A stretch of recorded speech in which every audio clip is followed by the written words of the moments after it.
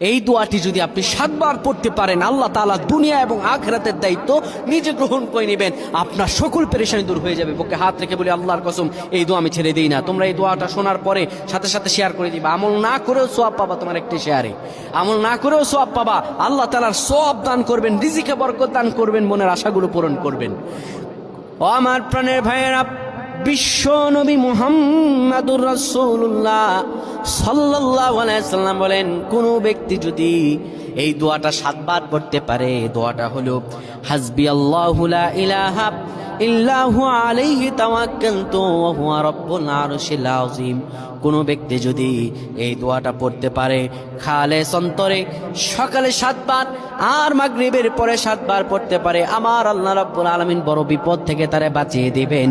তার দুনিয়া এবং আখিরাতের দায়িত্বগুলো আমার রাব্বুল আলামিন নিজে গ্রহণ করে নেবেন।